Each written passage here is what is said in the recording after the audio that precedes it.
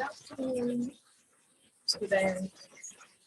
You are welcome to the fifth topic of this course, 721 Psychology of Learning. Today we are teaching the topic of retention learning. We cannot talk about retention without talking about memory, remembering, and forgetting. Retention is the ability of someone to store in the memory information received from the environment. And then memory is the ability of someone to recall what has been previously learned. If you learn a body of knowledge in the past and you fail to remember it, it means you have forgotten. And some factors must have been responsible for this. In this lesson, we're going to be learning about the concept of memory, why students seem to forget what they have learned, and how the teacher can help students remember what they have learned. Sit back and enjoy the class. Thank you.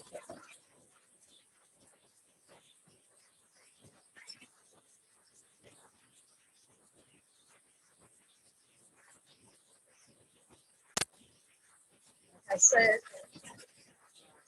yes, it is the topic of retention in learning, memory, remembering, and forgetting.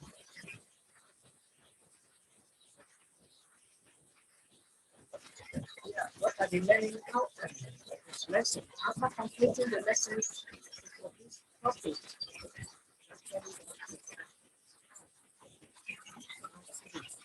you'll be able to define memory, remembering, forgetting.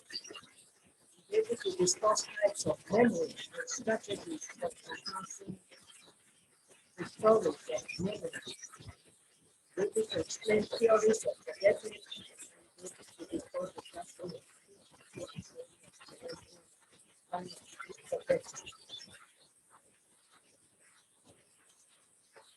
Okay, what is retention? Retention is the ability to store in the memory information received from the environment. Without good memory, one will not be able to retain previous learning. And memory is the ability to acquire and retain information and recall it when needed. If you are to later use what you have learned, you must store it in memory.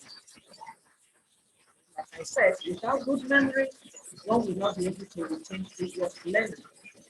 Therefore, memory is fundamental for remembering and forgetting. If you have a good memory, you tend to remember what you have learned. Otherwise, you tend to forget what you have learned. What are the types of memory? We have short-term memory and long-term memory.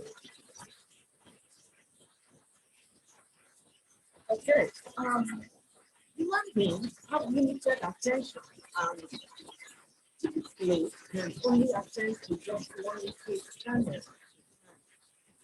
And when this piece of input, that information, we can only attend to what information, the piece of information. And when this information is received, it is placed in the short-term memory. It is first of all placed in the short-term memory. If you remain in the short-term memory for a limited period of time, if that information is not properly processed, such information will die off. And thus, it becomes increasingly difficult for an individual to remember or recall short-term information. This therefore implies that a piece of information must be learned repeatedly and does not be too large at the time, otherwise the short-term memory will throw away some aspects. Okay, why is that so? Why is that so? Because the short-term memory is limited in both the length and the amount of information it can hold. This point is very key to understanding what is short-term memory of the individual. It has limited capacity, both in the length and the amount of information it can hold. In terms of the length of information, the short-term memory can only store information temporarily for 20 minutes, 20 seconds, or 20 seconds.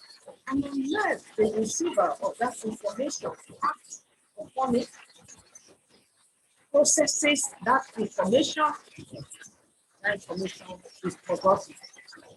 Yeah, shortly we will see various ways we can act upon the information that is placed in the short-term memory, or the way you can process it so that it's not forgotten.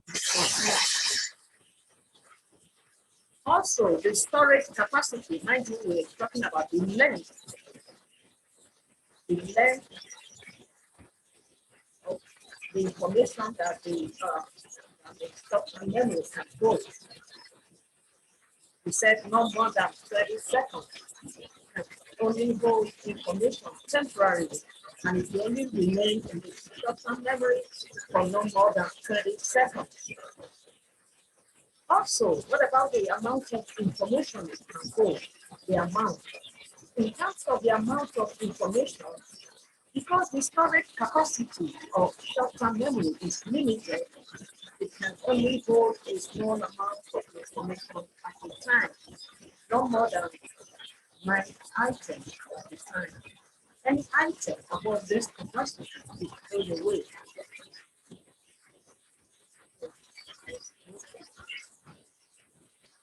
Since the short-term memory has a limited capacity, such limited capacity to hold information for no longer than 30 minutes, and the amount of information and the storage capacity,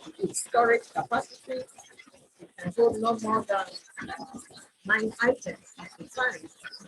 So what are the ways that one can use to enhance the short-term memory and at least make the information stay a little bit longer so that the information is not lost? One of the ways of enhancing the short-term memory is by rehearsal, through rehearsal. Rehearsal means the repetition of information to be remembered. There are 2 types of rehearsal. We have maintenance rehearsal and elaborate rehearsal. For the purpose of this short-term memory, purpose of discussing the nature of the short-term memory, the maintenance rehearsal is relevant for it. So we just discussed what maintenance rehearsal means. Maintenance rehearsal is the process of repeating information mentally or out loud with the goal of keeping it in memory. That is with the goal of allowing it to stay a little bit longer in the short-term memory. We engage in maintenance rehearsal to keep something that we want to remember. For instance, the person's name, email address, or phone number in mind. Long enough to write it down. we're using. And an instance of this can be maybe you just meet a friend, and both of you exchange numbers.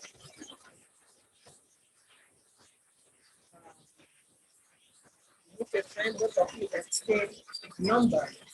And at that moment, you didn't have any writing material. You put down that number to write it down. So you decided to keep repeating that number. Let me say, for instance, you think, okay, the number is 080334567. I just give it to you. You exchange the letter in the road in the script. I just give you my number.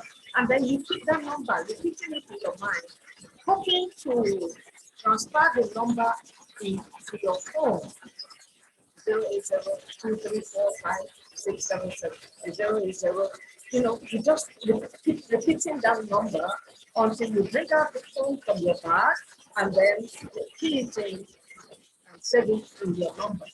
So that moment, that interval between getting the number, repeating it, and then getting your phone, searching for your phone in your bag, and saving it in your phone. What you have done there is using maintenance rehearsal to process that information, the phone number information. You use the process of maintenance rehearsal to act upon that information that now phone number.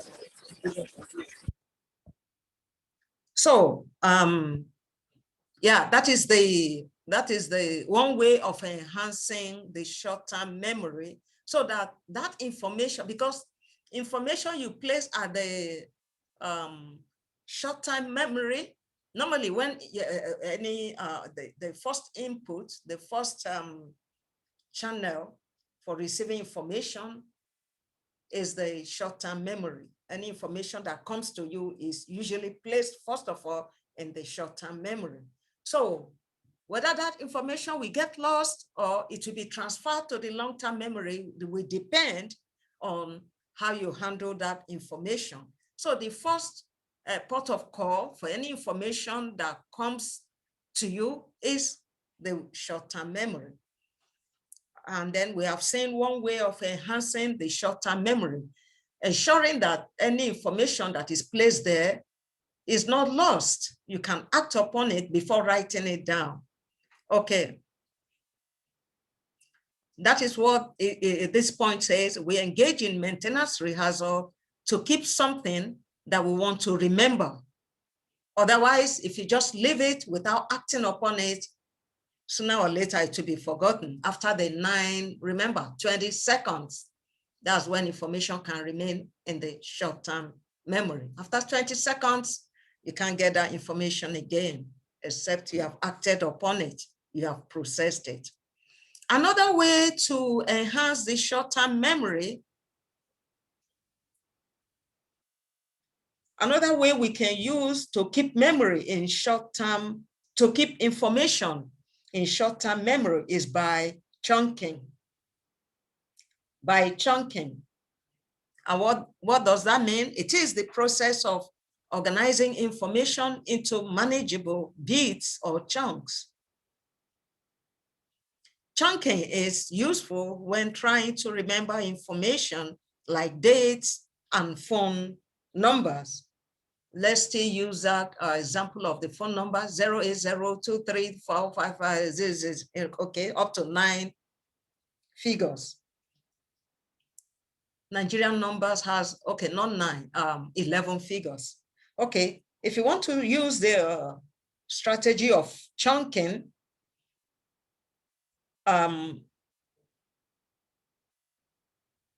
instead of trying to remember the whole number, the 11 number at a go, you remember the number,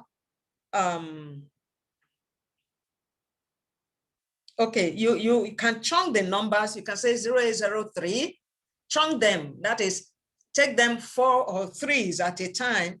0 is 03, then another 4, 4 figures, another 4 figures as you're calling them and repeating them using the strategy of repeating them. You will tend to remember it faster. You will tend to remember it faster. Pending, remember, even when you are processing the information to keep it in the short-term memory, is just a temporary strategy. It's not permanent yet. At this point, all information that is placed in the short-term memory is there temporarily. They are not yet permanent. They are not yet permanent. So we've seen the two strategies: maintenance, rehearsal, and chunking. They are the two strategies that can be used to keep information in the short-term memory, keeping it there until you are able to write it down or use it. Because that information, unless it is transferred to the long-term memory, it will be lost. So the purpose of using these two strategies to process the information that is placed in the short-term memory is just for you to enable you seize the opportunity to use it or write it down until you get access to writing materials to now write the papers down. Then you'll be rest assured that the information will not be lost. Okay, let's continue. Okay, all along we've been discussing about the short-term memory and the ways in which we can keep information in short-term memory. Now, let's consider the nature of long-term memory. Long-term memory is an aspect of memory that can hold information over a long period of time. Unlike the short-term memory that can hold information for just no more than 20 minutes, the information, long-term memory can hold information over a long period of time. And the storage capacity, unlike the short-term memory, the storage capacity of long-term memory is large and has no limit. Remember, that of the short-term memory is no more than 9 items. But for long-term memory, it is large. It can hold large piece of information and has no limit. Example is remembering the materials for your various courses, all the various courses you're studying, and remembering to, and you know that you can still remember to write the exams on them, study them, answer any questions on them. That can never happen. You can never store such large amount of information in the short-term memory. For you to be able to remember your courses, study for it, answer questions on them, means that such information have been stored in the long-term memory. And there are two kinds of long-term memory. You have the semantic long-term memory and the episodic long-term memory. Yeah, what are they? Semantic long-term memory. Let's look at the semantic long-term memory. The semantic long-term memory is responsible for storing factual information and general knowledge of the world. Information, factual information, such as the meaning of words, ideas, and concepts. For instance, you know that a hoe is used in tilling the ground. A hoe has a wooden handle and an iron blade. It's a fact. Is a factual information, is a fact. You know that Abuja is the capital of Nigeria. It is a fact. It's a fact, except maybe when the capital of Nigeria changes. Until then, Abuja remains the capital of Nigeria. If you ask someone, even out of the, what is the capital of Nigeria, it remains Abuja. So information such as this are stored in the semantic long-term memory. Semantic long-term. And then more examples. Answers to the following questions are also stored in your, these are just a few of the, there are many, they know the huge amount of knowledge, information, factual information. You know, I just, gave a few of the examples. What is the capital of Nigeria? Who was the first president of Nigeria? First president of Nigeria will always remain first president of Nigeria. So what is democracy? Democracy is democracy, you define it. So these are examples. The answers to these examples, to these questions are stored in the semantic long-term memory. Even the course, all the materials you are studying for your different courses, for your various courses are also stored in the semantic. When you answer questions on them, they are all the information, all your courses, the course contents that you get from your course materials are all categorized as being stored in the semantic long-term memory. Okay, what about the episodic long-term memory? The episodic long-term memory is where memory of personal experiences and events that happened to you are stored. For instance, a memory of your first day at school, a wedding ceremony you attended, or an accident scene that you witnessed. All these events and personal experiences. Look at the difference. These ones are personal experiences. Memory of personal experiences. The memory of personal experiences are stored in the episodic memory, episodic. The other one has to do with factual information and knowledge, general knowledge. So it's very easy to identify the difference. The difference between semantic and episodic long-term memory is better understood by the example provided below. Look at this example.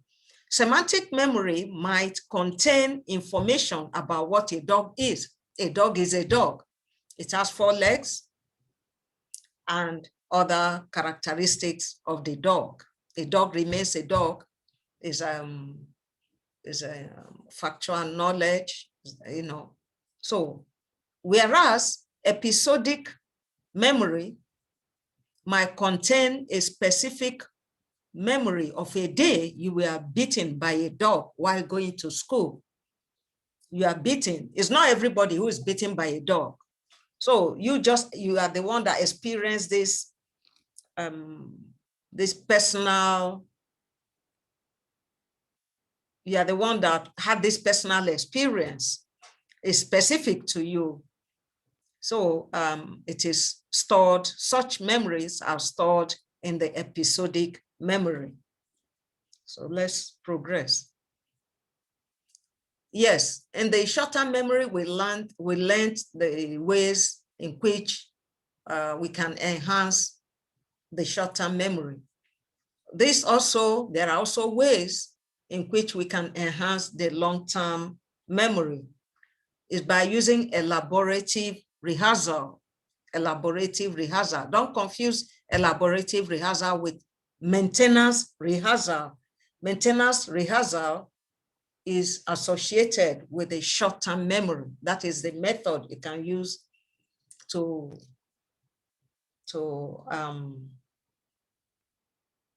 make information stay a bit longer. It's a strategy that by which we can keep information in short-term memory by using maintenance rehearsal and chunking. Then for this elaborate rehearsal, Elaborate rehearsal involves repetition of information and linking it with information already stored in the long-term memory in order to retain the newly learned information. Okay, so in the long-term memory, remember one of the characteristics is that it can store information over a long period of time, and the storage capacity is limitless. It has no limit.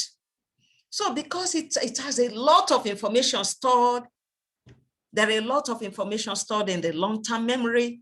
Any new information that you are getting, you want to link it with the information already stored. It makes it easy. These are ways to enhance the long-term memory. You know, when you are receiving a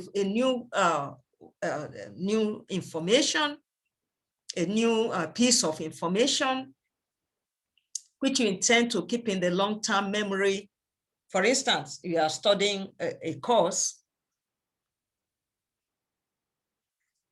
like for instance, you are studying this particular course, and you have done other courses. While you are studying this course, it will seem like as you are studying it and absorbing the new information, you try to link it with the information already stored in your long-term memory. So this process of linking a new information with the old one that is already there, already stored in the long-term memory is through, this process is called elaborative rehearsal. You are unconsciously doing it, of course. It's not as if you are consciously doing it. As you are reading getting a new piece of information, acquiring knowledge in different areas, the tendency of an individual to link the new knowledge to old one through elaborative rehearsal is often there. And we are told that each person has his or her unique way of elaborating on information. You have different ways of doing it. It's unique to everybody. Some people might make it unconsciously, some maybe in a different way, elaborating new information to link it with the one already stored in the long-term memory. Okay, another method of another way of storing information. Another way of storing information in the long-term memory is by sentence creation.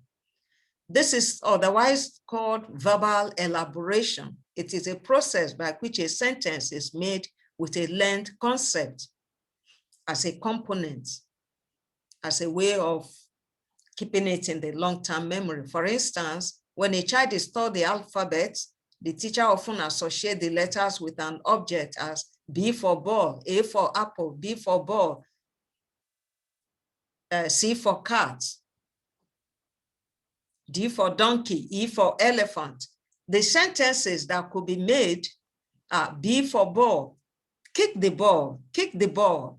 So as a child is learning, or the individual is learning, elaborating or creating sentences with those concepts, with that concept, the concept of ball, kick the ball, you know, the information will be better stored in the long-term memory. And the concept can easily be recalled, and be retained in the long-term memory. Okay, what was the third method?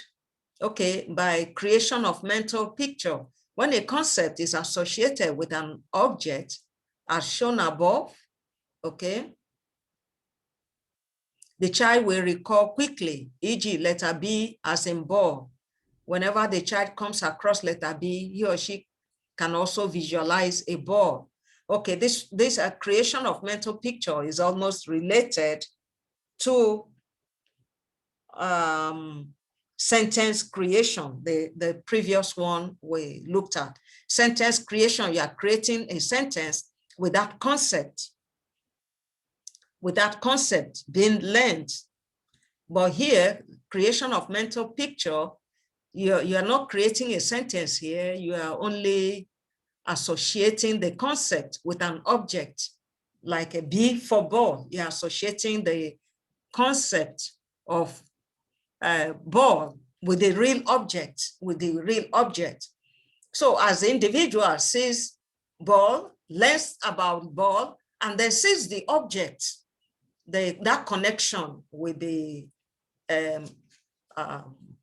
easily made, and then it will be easily stored in the long-term memory and be recalled whenever the need arises. Another method is use of mnemonic devices. A mnemonic is any learning technique that aids information retention or retrieval in the human memory. Here, a learner could use acronyms, that is, first letter of each of the points being mastered, or an arrangement that makes the point meaningful to pronounce. Thus, when the individual wants to recall, it will be very easy to retrieve it from memory. Okay. A typical example is the arrangement of the characteristics of living things as Mr. Niger D. I remember vividly this particular one we used that I used during my secondary school days. We used to use then Mr. Niger when we are studying the characteristics of living things. Living things, you have movement, M for movement, R for respiration, N for nutrition, I for irritability, G for growth, E for excretion.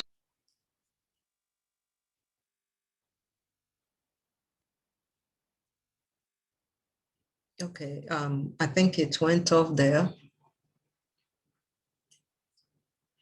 Okay. Yeah, I was talking about the different ways of enhancing the long-term memory. Okay, I talked about the use of mnemonic devices, and I've explained what it does. Then the last one there is meaningfulness and organization of subject material.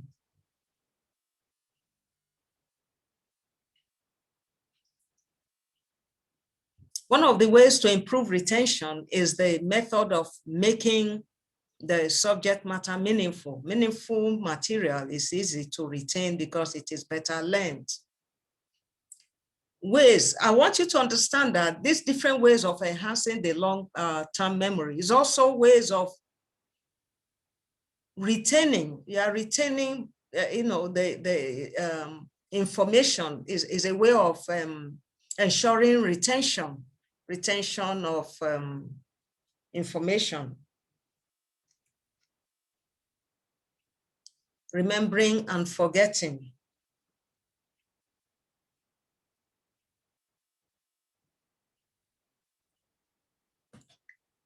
Like we said earlier on, memory is fundamental to remembering and forgetting.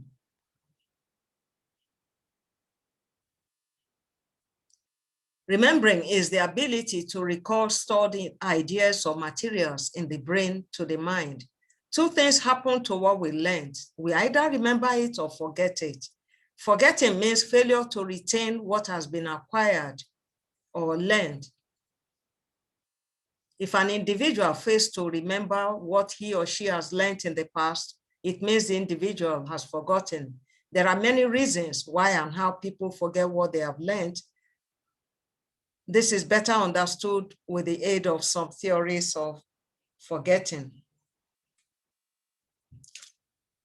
Trace decay theory. This explanation of forgetting assumes that memories follow a certain pathway or trace in the brain. Trace decay theory states that forgetting occurs as a result of the automatic decay or fading of the trace of memory. After a relatively longer period of time, a piece of acquired information dies off the memory and an individual finds it difficult to remember it again.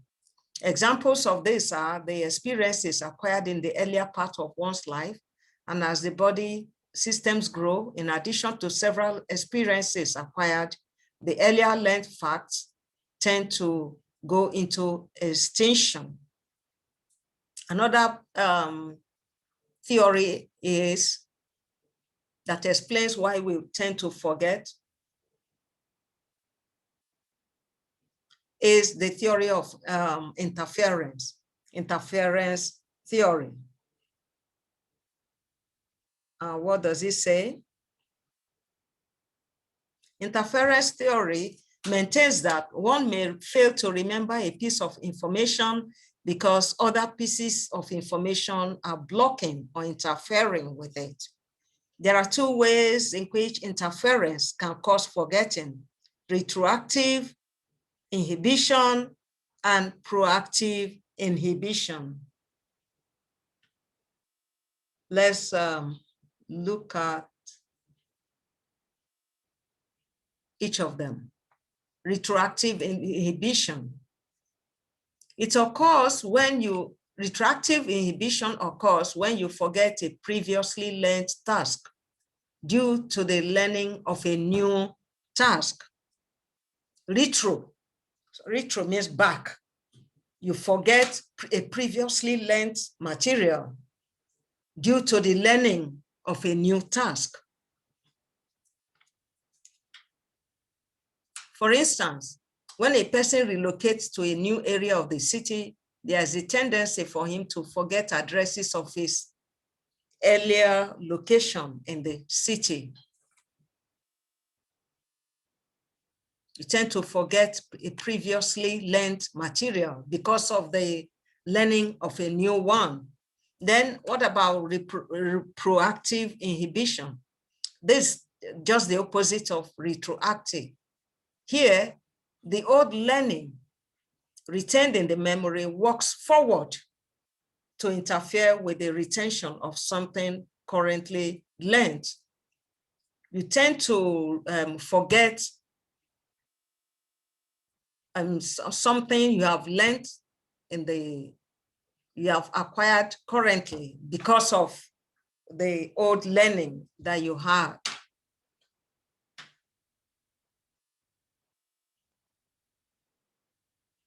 So the old learning works forward, it works forward. That of retroactive inhibition, the new learning works backwards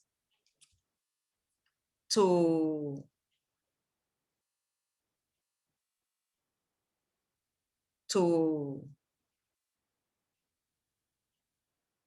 sorry. For retroactive inhibition, you forget a previously learned material because of the new acquired piece of information.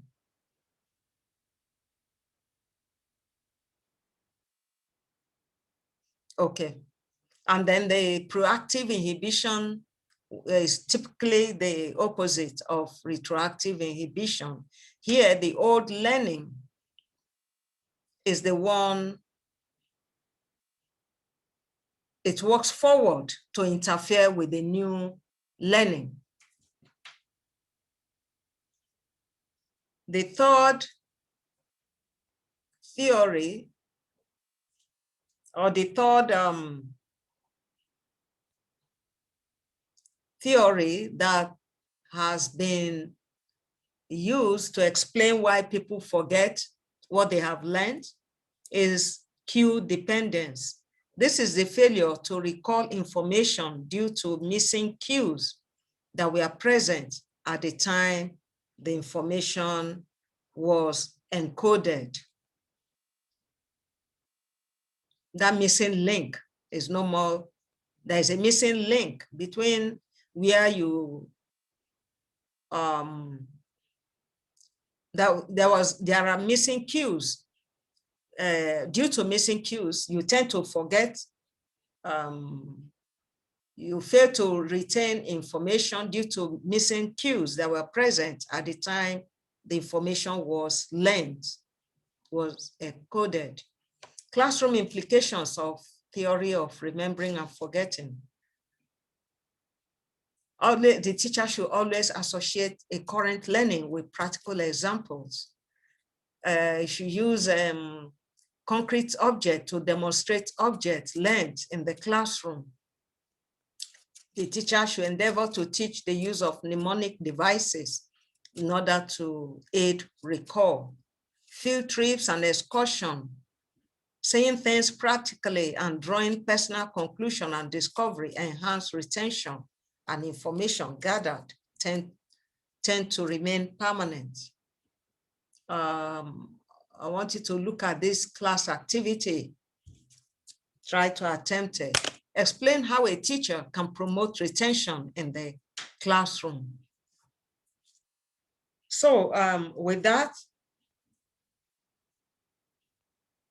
we come to the end of this lesson. This lesson has discussed why people usually forget what they have learned in the past and how they can remember or recall earlier learning. This will assist the learners and teachers on how to improve the status of their memory and avoid forgetting. I hope you've been able, you've enjoyed this lesson and you can apply all what we have learned in your classroom practices. So is goodbye for now and see you next time. Thank you.